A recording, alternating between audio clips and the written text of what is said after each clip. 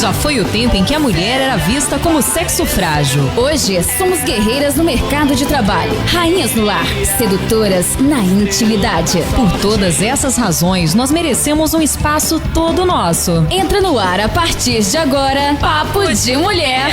Aqui você tem voz, aqui você tem vez. Os nossos parceiros são Doutora Sidneia Aparecida Galo, ginecologista, Laboratório Vila Rica. Dr. Antônio Valentim Sâncio e Mafar Farmácia de Manipulação. Pastelaria Gourmet Pomerana, Dr. Rômulo Tavares, urologista, terapeuta Angélica Jacó e Casa do Biscoito.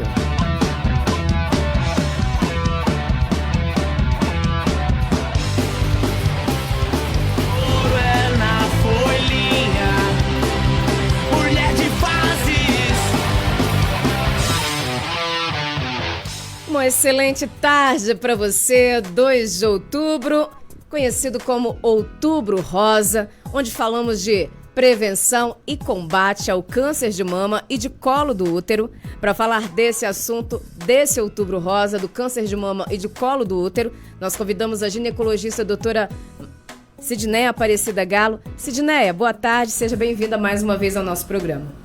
Boa tarde para você e para todos os ouvintes. Bem, doutora, quais são os maiores fatores de risco para o câncer de mama?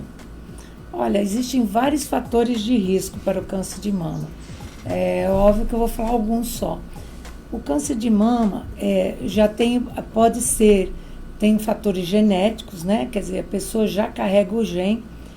E desses genes, a pessoa pode, às vezes a pessoa carrega esses genes, mas nem todo mundo desenvolve o câncer de mama. Esses genes, eles são genes de mutação, eles podem ocorrer muitas pessoas, mas nem todas vão desenvolver.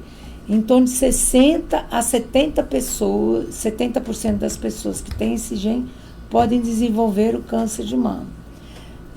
Tem outros fatores também, que são os fatores de obesidade, tabagismo, pessoas na família com câncer de mama ou de ovário.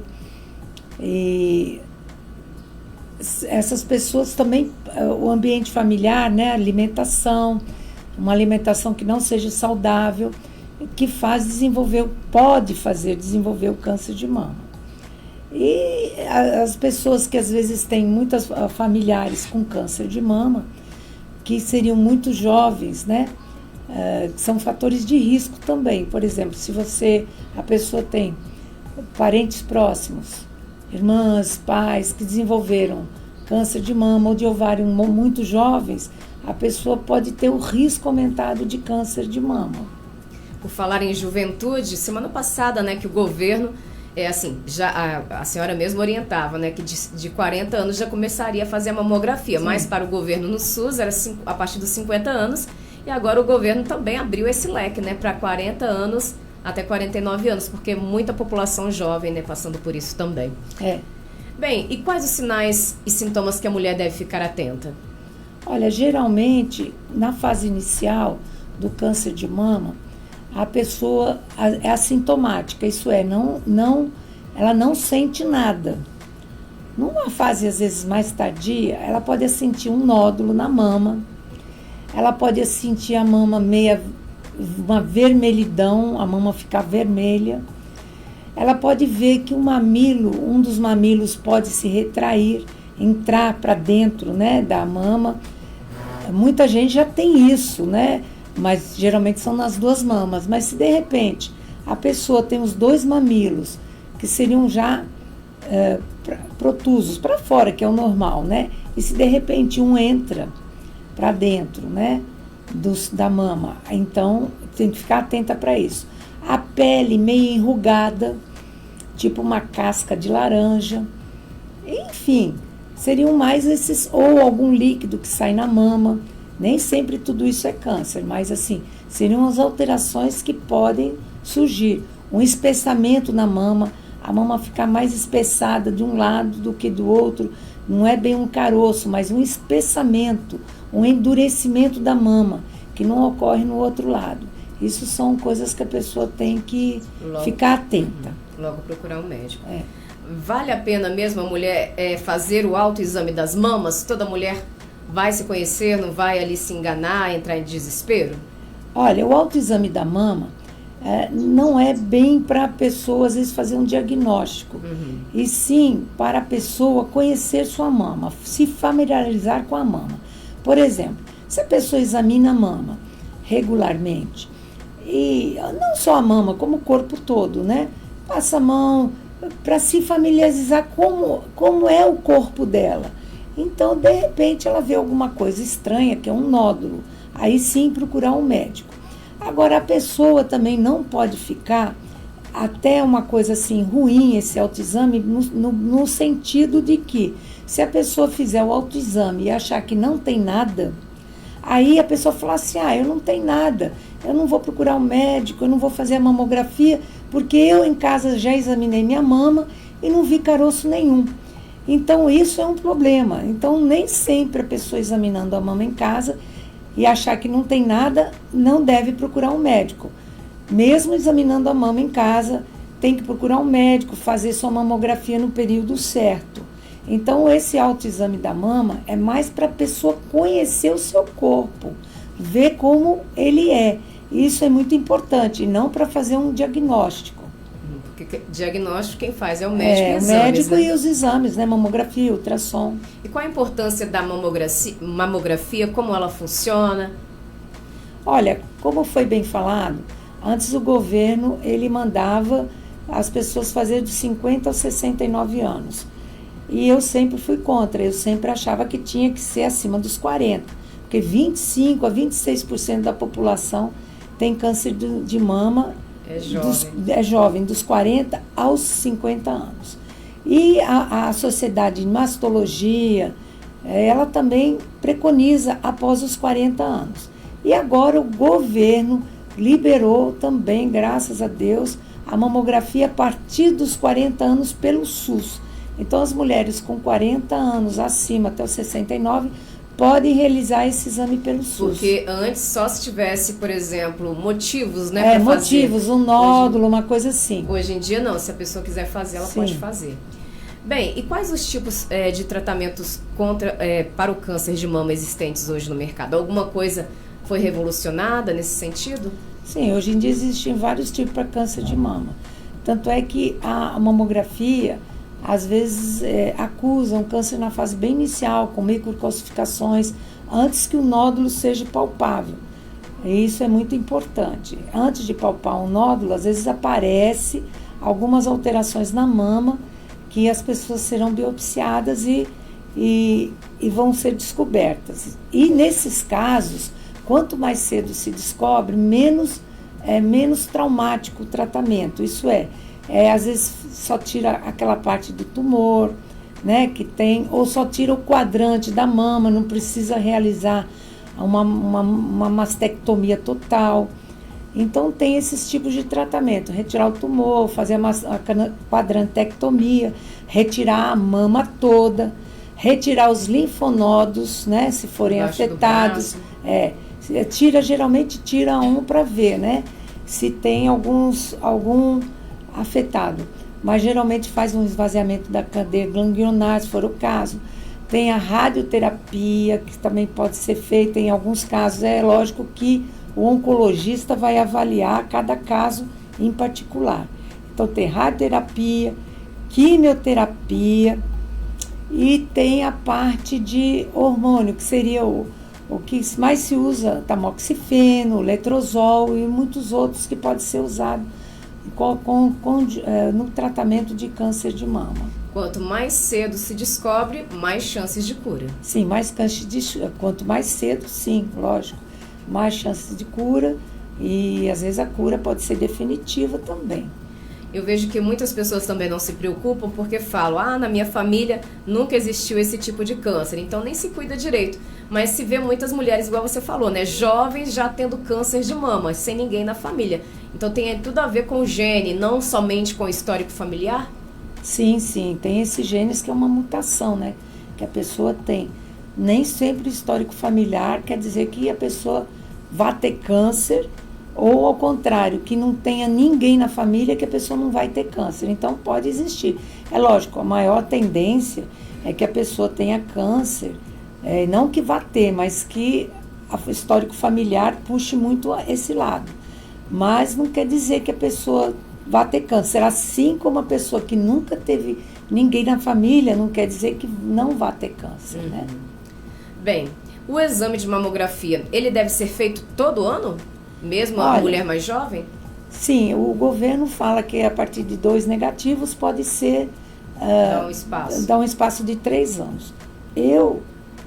Isso fica a critério do médico e a critério do paciente. Como essa mamografia é de baixa dosagem, eu pessoalmente prefiro que faça todo ano. Porque tem muita mulher que diz, a radiação faz mal e causa câncer. É baixa Inclusive, dosagem. com esses influencers aí, que se dizem influencers da saúde, colocando... Tem gente que vê esses vídeos, né, e já coloca isso na cabeça.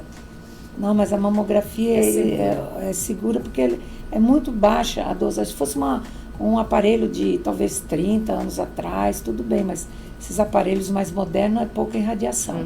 Eu, assim, já vi casos da pessoa fazer uma mamografia, não der nada, depois de 9 meses aparecer. Então, se deixasse 3 anos, eu não sei. É óbvio que o governo se baseia em vários fatores, né? Vários estudos, assim como o governo às vezes quer também ver o lado econômico, né, da coisa. Então, às vezes eles fazem um estudo assim de 3 anos, pouca pessoa vai ter câncer de mama se tiver 2 resultados negativos. Então pode esperar 3 anos, talvez eles avaliam assim, nesses 3 anos pouca gente apresentou com câncer. Mas eu, preferencialmente, todo ano, prefiro fazer todo ano e os pacientes eu oriento para fazer todo ano. Bem, ainda mais que é de graça, né? Como prevenir o câncer de mama? Tem como se prevenir? Tem várias formas de se prevenir, né? A pessoa, além da prevenção que a gente faz, né? Que é a mamografia, às vezes tem que fazer uma complementação com uma ultrassom. A prevenção também, aumentar a imunidade, exercícios físicos, uma boa alimentação, tudo isso contribui. O excesso de peso também atrapalha, o tabagismo também influencia o aparecimento de câncer de mama, como o aumento de peso. Então, bons exercícios físicos, uma boa alimentação, manter o peso no peso correto, no normal para a pessoa. O que mais que pode ajudar? Evitar muito álcool também, evitar a bebida alcoólica, pessoas que bebem, fumam, obesas, isso pode ser evitado, né? Então o ambiente familiar também pode ser corrigido, até para a própria família que come muito coisas embutidos, né? Muita coisa preparada já, comprada, já congelada, essas coisas todas têm que ser evitadas. Então, uma boa alimentação saudável em casa, evitando frituras também, é uma boa alimentação não só para a pessoa, como para os filhos, tudo isso. E isso é uma forma de evitar, o câncer de mama. Bem, saindo agora do câncer de mama e indo para o câncer de colo do útero, que são os dois, né, que são feitos da campanha neste mês de outubro, eu ia perguntar quais as principais causas do câncer de colo do útero. Mas acredito que a principal causa do câncer de colo do útero seja o HPV. Estou certa ou não? Sim, o HPV tem mais de 200 subtipos de HPV, 200. Mas tem alguns que são mais oncogênicos. Geralmente, em 70% dos casos de câncer de colo do útero, é o 16 e o 18, que são mais oncogênicos.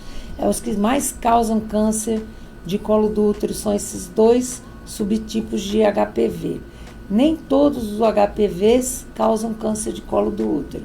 Tem aquele HPV que dá aquelas verruguinhas na vulva, né, pro lado de fora. Aqueles não atacam tanto a parte de dentro. Não são oncogênicos para o colo do útero. O colo do útero já são mais esses outros subtipos, 18 e 16. Os da vulva já são outros tipos que dão aquelas verrugas, que a gente fala verruga, que são os condilomas. Mas esses são os principais fatores para o câncer de colo uterino. Lembrando que da população sexualmente ativa, praticamente 80% da população já teve ou vai ter Sim. o HPV, né, que é obtido através da relação sexual. E muitas vezes ele some sozinho, depende da imunidade das pessoas. Então, às vezes, em 2, 3 anos, esse HPV desaparece da pessoa. Ou por uma imunização que ela nem pegou o HPV, nós vamos falar mais na frente, né, das vacinas, mas muitas vezes a maioria da população já teve contato com o HPV. Então, ela nem sabe que teve o HPV porque se curou sozinha e nunca deu nada de apresentou alteração no Papa Nicolau, que é o preventivo. Então, ela nem sabe que teve. E qual a importância do preventivo para as mulheres? É justamente isso. A prevenção do câncer de colo do útero pode detectar o câncer numa fase bem inicial. E com isso, a pessoa pode ter uma cura. Aí depende do que der o preventivo, que é o Papa Nicolau.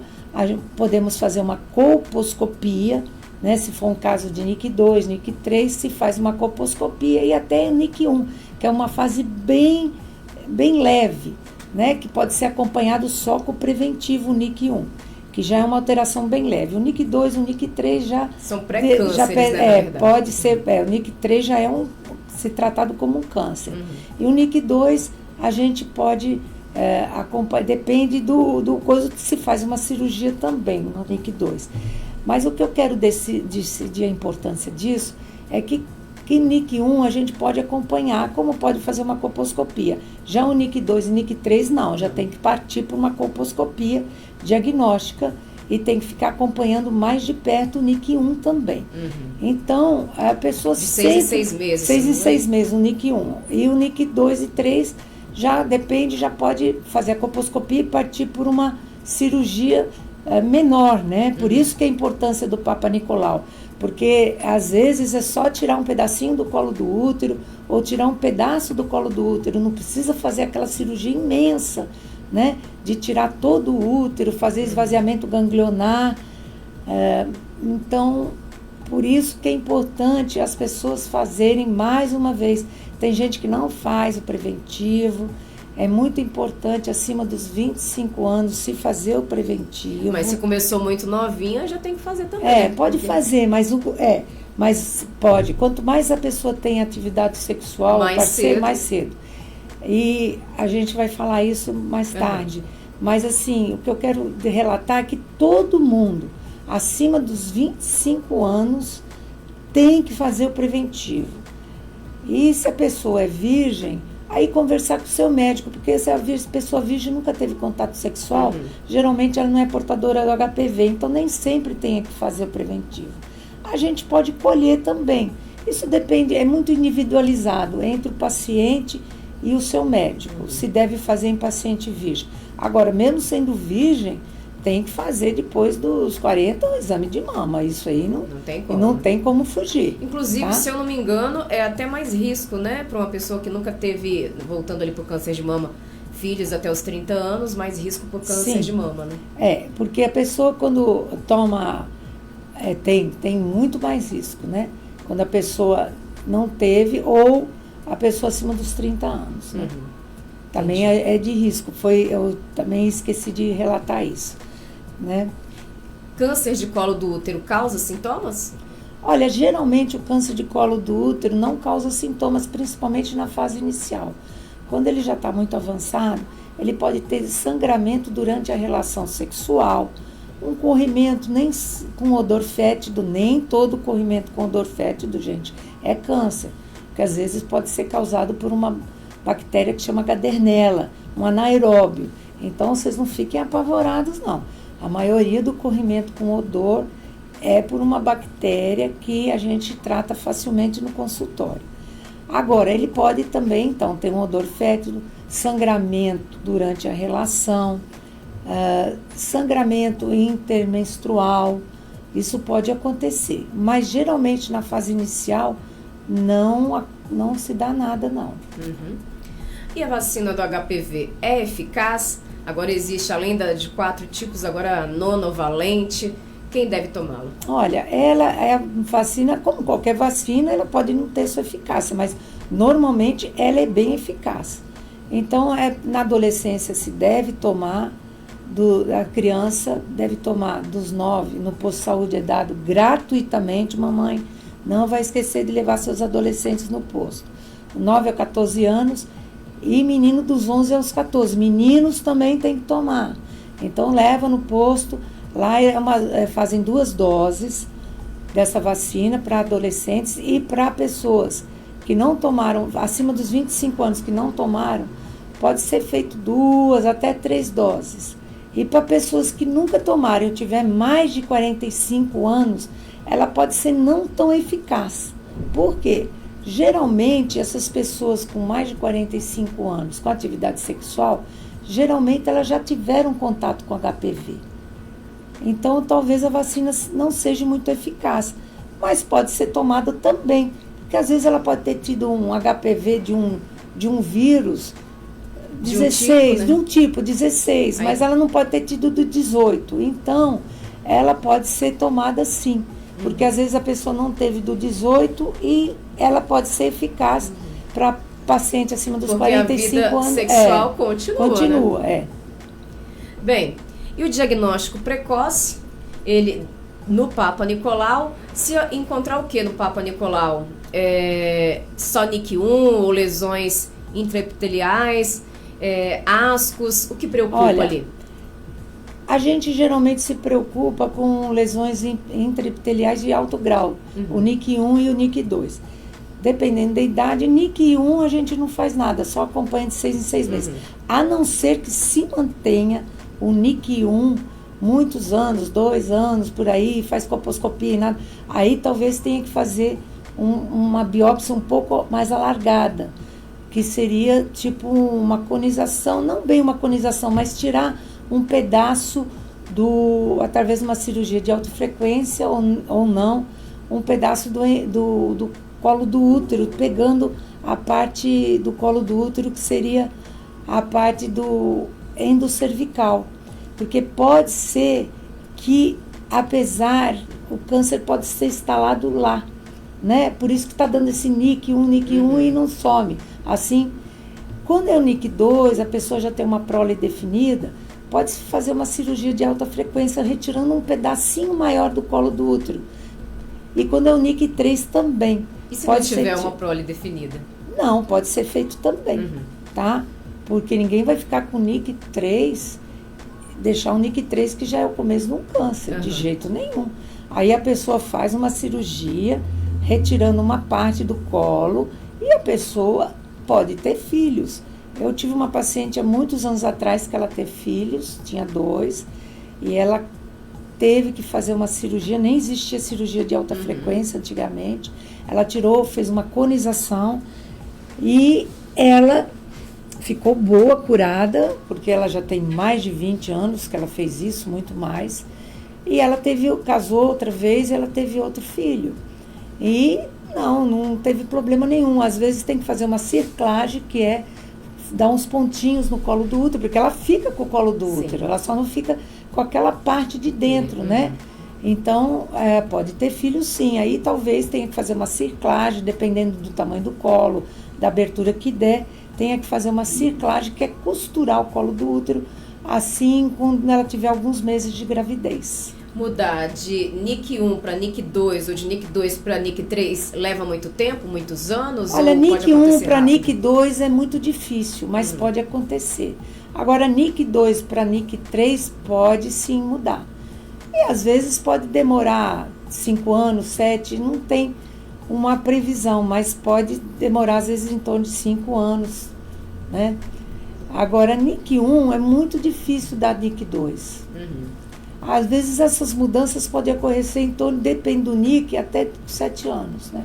Mas tem a ver com a imunidade da mulher? Também tem baixou, a ver. Aí... Sim, a imunidade tem muito a ver, os fatores de risco, né? Como obesidade, tabagismo também parece que não, mas influencia, tá? Também influencia tudo que baixa a imunidade. Influencia no câncer de colo do útero, tá? Já está aprovado isso. Então, quem fuma, só tende a piorar tudo, né? O câncer de colo do útero, câncer de mama, câncer de boca, câncer de esôfago, câncer de pulmão, enfim, quem fuma tem que dar um jeitinho de parar de fumar. Como eu disse, cigarro parece que está na moda ultimamente, né? Mas não tá, nunca foi na moda. Nunca tá? foi, né? Nunca foi. Mas é muito jovem, muita gente, você vê fumando o cigarro normal e esses eletrônicos. Não, nem pode mais. Bem, instalados ali, não tratou, não fez o Papa Nicolau, não cuidou dos NIC 2 e 3, se transformou no câncer de colo de útero. Quais as opções de tratamento hoje em dia para o câncer de colo de útero? É isso que eu falei, dependendo, quando é numa fase inicial, você só tira um pedacinho do colo do útero. Mesmo no câncer? Sim, um câncer que é o NIC 3, que já é considerado um CA in situ, você só tira o câncer de colo do útero. Você faz a conização. Se o câncer estiver só lá no colo do útero e as margens estiverem livres, você está curada.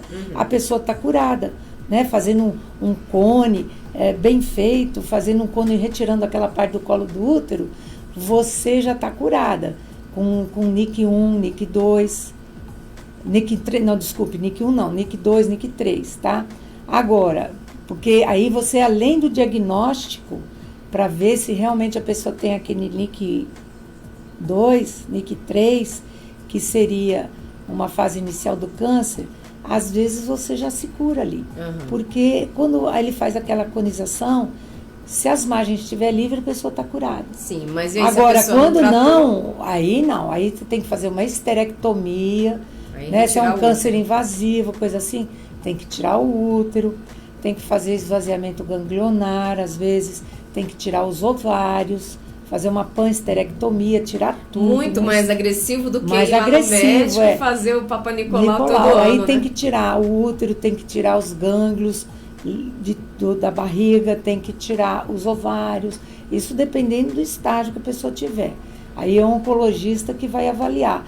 Tem que fazer, às vezes, quimioterapia, radioterapia pélvica. E ele também tem muita chance de cura, o câncer mesmo de colo do útero? Sim, tem chance de cura, mas quanto mais cedo, melhor. Diagnóstico, principalmente nos exames de Papa Nicolau, que deve ser quanto mais feito cedo, todo melhor, ano, lógico. Né? Se a pessoa já deixar aquilo evoluir por um carcinoma invasivo, pode ser curada. Não vou dizer que não. Tem muita gente que é curada, tá? Mas assim, a pessoa, quanto mais cedo, menos agressivo é o câncer, porque aí você trata nas fases iniciais e tem uma boa recuperação e melhor qualidade de vida depois também. E com todas essas informações, doutora, é comum chegar mulheres lá no consultório e falar, já tem uns 2, 5 anos, 7 anos que eu não faço, vim fazer de novo? Ainda é comum? Não é muito comum, não. Mas tem gente que demora para fazer e tem gente que nunca fez. Nunca fez ainda? Com 40 anos, nunca fez. Nunca fez. E então, é um alerta, né? Que todo mundo tem posto. É fácil, tem posto de saúde, tem médicos que fazem particular, a gente faz. Tem posto de saúde que faz gratuitamente. Quer dizer, hoje em dia não tem desculpa. Lembrando que o HPV não só causa o câncer de colo do útero, mas causa câncer na vagina também, né? Sim, na vagina. Então, tem câncer de útero, câncer de vagina, câncer de vulva, pênis também pode causar, tá? Pelo NIC, pelo HPV. Câncer de pênis também no homem, né? Então, o homem, aí já não é o caso da nossa palestra, mas ele tem que procurar um urologista quando a esposa tem o HPV, ou ele, né? Porque às vezes não adianta só a esposa tratar e ele não. Ou às vezes ele que transmitiu a esposa transmitiu, a gente não sabe a vida sexual da parceira antes dele ou a vida dele antes da parceira. Tá aí uma coisa, a mulher vai lá, faz a CAF, tira aquela parte toda, mas continua, vamos supor, com o mesmo marido, que, querendo ou não, ela também, se foi ela transmitiu, ou ele transmitiu. Aí ele não faz tratamento. Daí, então, se ter a relação de novo, vai ter ali a infecção de novo no colo do útero. Nem sempre. Ou então é melhor usar camisinha sempre? Sempre, não, nem sempre, porque ela já foi exposta. O organismo já foi exposto àquele tipo de HPV. Ele não tem o risco de causar, então, é difícil, né? Só se tiver um outro tipo de HPV, né? Porque ela já, provavelmente, já criou um pouco de imunidade contra aquele. E ele também, né? Mas assim, ele pode ter outros vírus, ela também, né? A gente nunca sabe, pode ter pego Então, essas coisas é muito relativo, né? Sim. A ultrassom que a senhora realiza ajuda muito na detecção do câncer de mama, né? O câncer de mama é o seguinte, isso foi bom você ter lembrado. Inclusive, eu esqueci de falar, uns outros fatores de risco do câncer de mama, também é uma radioterapia que a pessoa fez no tórax, né? Às vezes por um problema de um câncer de pulmão, uma coisa assim, né? Então, voltamos ao assunto. A ultrassom de mama, ela só deve ser feita abaixo, pessoas que têm um nódulo abaixo dos 35 ou 40 anos. Depois disso, aí é a mamografia que a gente preconiza, tá? Fazer. Depois dos 40, a ultrassom só faz parte do diagnóstico se a pessoa tem 40 anos, fez a mamografia e deu um nódulo para esclarecimento melhor, ou deu uma mama densa. Mama densa, aquela mama que aparece na ultrassom. Cheia de glândulas? Cheia de glândula, que aparece com aquela coisa branca, né? Que o médico vê, o paciente vê aquela coisa branca. Isso é mama densa. Não é que a pessoa tem nódulo. Então, para esclarecer se lá tem um nódulo, porque o nódulo na mamografia também aparece branco. Então, para esclarecer se a pessoa tem um nódulo, aí complementa com uma ultrassom. Às vezes tem gente que vai lá, eu não quero fazer a mamografia que aperta minhas mamas. Mas não, é importante, aquilo é um aperto durante 2 segundos. É maior que a pessoa ter esperar um câncer. Esperar a menstruação passar. Esperar a menstruação passar, que a mama fica menos rígida. Mas mesmo assim, tem gente que tem medo, não vai, e quer fazer ultrassom. Às vezes tem medo do resultado, né? Isso também, mas deve ser feito mesmo. Que eu sempre digo, é melhor a pessoa sofrer 2 segundos com uma mamografia apertando a mama do que sofrer 5 anos depois fazendo uma cirurgia que ia acompanhando 5 anos lá no hospital, lá no Santa Rita, vamos dizer, o evangélico são referências pelo SUS. Direto, né? E tirar uma mama toda, isso é muito mais doloroso do que a pessoa fazer uma mamografia anual a cada 2 anos, né? Ou a cada 3, como preconiza o governo, né? Eu gosto de fazer todo ano. Mas, então eu sempre falo, não tenha medo, vai lá e faz. Se der uma mama adiposa, com um monte de tecido adiposo, aí não precisa complementar com uma ultrassom, né? Só se a mama der densa, ou a pessoa tiver um caroço, que a pessoa palpe, e o médico palpe e a mamografia não dê nada, aí é uma complementação. Agora, abaixo dos 40 ou 35, aí já tem indicação da ultrassom de mama, tá? Doutora atende na Clínica Renascer, bem em frente ali ao Hospital Concórdia, todos os dias? Todos os dias. Concórdia não, Hospital Evangélico. Agora mudou, todos os dias eu atendo lá, às vezes algumas sextas-feiras não, porque eu estou, né, fazendo acupuntura, um monte de exame em se Vitória. Tratando também, né? Então tá. Mas assim, todos os dias é só ligar pra gente que a gente atende. O telefone? É 3263-2019 e 999-616143. Outra coisa que eu queria acrescentar. Pode ficar à vontade. Tem gente que vai lá achando que o Papa Nicolau vai ser substituído pelo ultrassom endovaginal. É diferente. Não, é diferente, gente. O ultrassom endovaginal, isso é muito importante, porque isso atende muita gente. O ultrassom endovaginal é para ver câncer de ovário, câncer de endométrio e de útero, para ver se a pessoa tem miomas também. Agora, o câncer de colo do útero é mais o Papa Nicolau mesmo, é a coleta do preventivo. Eu quero fazer também o ultrassom endovaginal, junto com a aí é outra coisa, a gente faz. Mas não para diagnosticar câncer de colo do útero. A não ser que aquilo já esteja invasivo. Mas aí já é outro não. Aí geralmente a gente faz o endovaginal para ver outras coisas, a ver se o útero tá bom, se o ovário tá bem, se o endométrio tá bom. É isso aí, tá? Mas não para ver câncer de colo do útero. Aí não, gente, eu quero esclarecer. Outra aí coisa é o Papa também, Nicolau. Você falou que no tratamento do câncer de colo do útero, às vezes é retirado o útero. E para as mulheres que já retiraram o útero, devem continuar fazendo Papa Nicolau, já que não tem o colo do útero? Olha, o governo preconiza o seguinte: câncer de colo do útero, você tirou por câncer, eu faço sempre. Porque às vezes pode ter uma recidiva no local, né? Do ponto. Eu já vi o caso desse jeito, tá? Recidiva no local do coto da cirurgia. Então eu preconizo que a pessoa tenha que fazer. Agora, quando a pessoa tenha por miomas, retirou por sangramento, retirou por um mioma, mas o útero não deu câncer, aí não tem necessidade de fazer. Mas mesmo assim, de vez em quando, né? É bom. Porque tem câncer de vagina e tem câncer de vulva também. Então, no exame ginecológico, a gente olha a vulva também por fora. Mas só olha ou tem algum exame, passa algum líquido? Não, a gente pode, se um caso for biópsia, aí tem que fazer tipo uma colposcopia, que é vulvoscopia, né? Então a gente olha, dá uma olhadinha, se não tiver área nenhuma, e pode ser colhido porque existe o câncer de vagina. Agora, quando a pessoa tirou por câncer de útero, aí sim tem que fazer, não tem jeito não. Aí cada médico preconiza de um jeito, mas eu gosto de fazer, tá? Então, enfim, é o que eu queria dizer, eu acho que foi tem bem mais alguma coisa. Foi bem esclarecido. Agradeço demais a sua presença. Uma boa tarde, doutora. Então tá, boa tarde para todos. Tchau. Esse foi o programa Papo de Mulher, hoje entrevistando a doutora Sidneia Aparecida Galo, falando sobre o Outubro Rosa, o câncer de mama e o câncer de colo do útero. Um grande abraço para você e até o nosso próximo encontro. Tchau, tchau. Tchau. Então, deixa aí, tchau.